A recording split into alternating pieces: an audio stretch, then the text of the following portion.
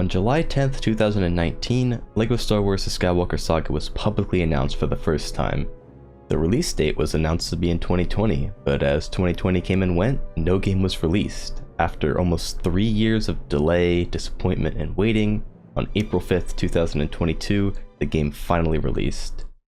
A date I truly thought would never come after all the delays. I excitedly purchased the game on Steam and downloaded it and played it for the first time ever. After playing the game for an unhealthily long amount of time, I played through all the levels, the new open world, collected all the Kyber bricks, and got the game to 199.51%.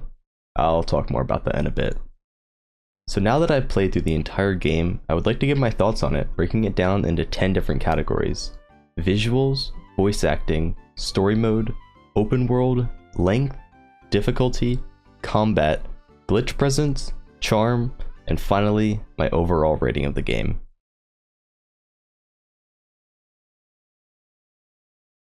The visuals in the game are absolutely stunning. The recreation of iconic Star Wars planets in a massive open world setting is truly a surreal experience to explore and see for the first time. It is very rare when I'm playing a game and I deliberately need to go out of my way to appreciate the visuals, and this game did that. While the environment is truly amazing, my only complaint has to be the character animations. Compared to the older LEGO games, the characters have a much more blatant, clunky animation when walking, and I assume that this is to mimic real LEGOs more accurately. However, I can't bring myself to like it more than the original character animations found in games released in the late 2000s.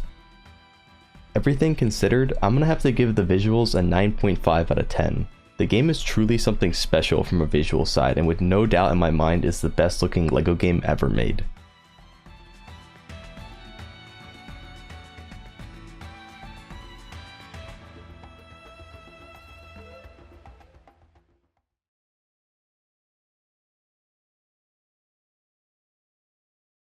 One of the most iconic parts of the original LEGO games is that all the characters interacted with grunting noises instead of talking.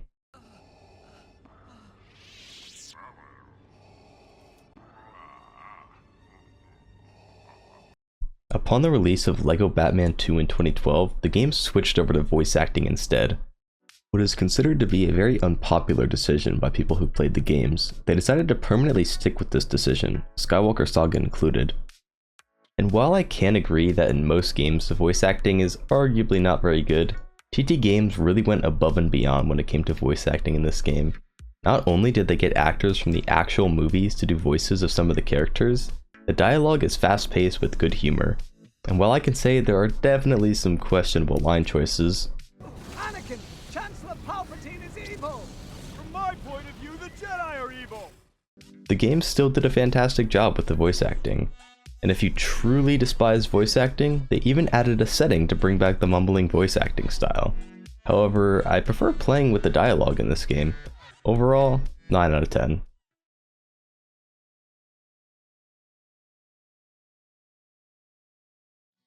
The game's story campaign features the ability to play through all 9 Star Wars films, featuring 5 levels in each episode. The levels are fun, but many of them I personally found to be quite boring, with many levels taking place in no more than a single room, long auto-scroller sections such as in 4-2 where you must spend multiple minutes doing nothing but kill enemies while waiting for Chewbacca to fix the Falcon, and meaningless combat such as when you spend 5 minutes straight fighting the Sovereign Protectors and Knights of Ren.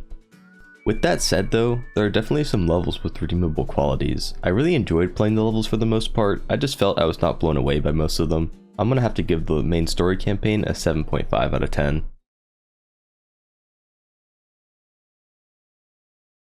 The open world is by far my favorite part of the game. The game has 23 fully explorable planets, each of which stuffed to the brim with fun puzzles and collectibles to find, which require you to explore every single corner of the planet. The open world is hours of fun and exploring, and some of the puzzles really require you to think outside the box and offer an unexpected challenge as you make your way through the wide variety of objectives. The open world is an easy 10 out of 10.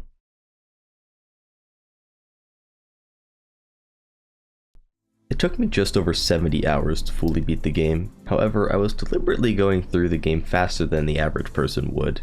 After looking online and consulting with others, it seems that the average person took about 90 hours of playtime to get the game to 100%. Games are generally praised when they reach the 100-hour mark of content, and since this game was 90% of the way there, I'll give it a 9 out of 10 for length.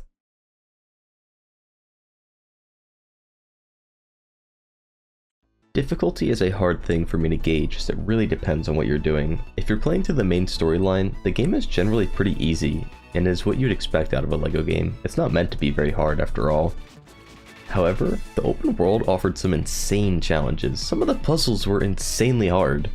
The game constantly would throw puzzles in your face with little to no instruction at all, and I think a puzzle that really highlights this is one on Ajan Kloss, where you must pick up C-3PO using the Force and drop him on the other side to drop down in this vent. This is the only point in the entire game where you must do this to get a collectible. There is not a single point anywhere else where it teaches you or expects you to know how to do this. Or how about this one on Crate, where you must find a super secret grapple hook in the ceiling to follow a secret tunnel to get a collectible. The open world filled with these strangely obscure and complex puzzles left me spending over an hour on multiple occasions when trying to figure out how to collect some collectibles. This strange clash in difficulty between the levels in the open world means I have to give it an 8 out of 10.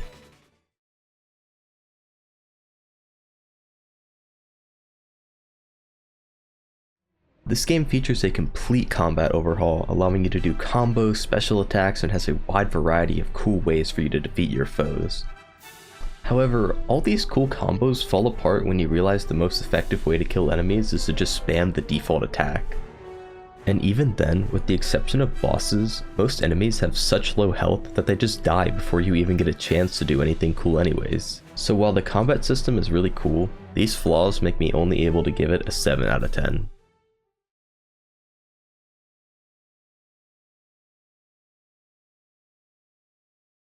I'm gonna put it straight. The game is broken. A quick search online can lead to thousands of people complaining on a wide variety of game-breaking glitches, and to be clear, I'm not talking about one-off oddities that don't hinder your experience in the long term in any way. Those are fine and expected to happen in a game this large. I'm talking about glitches that prevent the user from progressing in the story, completing certain parts of the game, and for myself, the reason I only got to 99.51% instead of 100% is that the progress on one of my quests just randomly reset to 0, making it impossible for me to complete, meaning I can just never get 100% on this file. That hurts. And to add insult to injury, while I was collecting footage for this video, my character just got permanently stuck. It doesn't matter what planet I go to or what I do, my character is just eternally frozen in place. It only happens on this one save file, and even after uninstalling and reinstalling the game, the issue persisted, essentially making the save file permanently unusable. Luckily, TT Games did release a tweet saying that they plan to fix most of these bugs soon, but until they do, I have to give the game a 4 out of 10 on its handling of glitches, the lowest score we'll see today.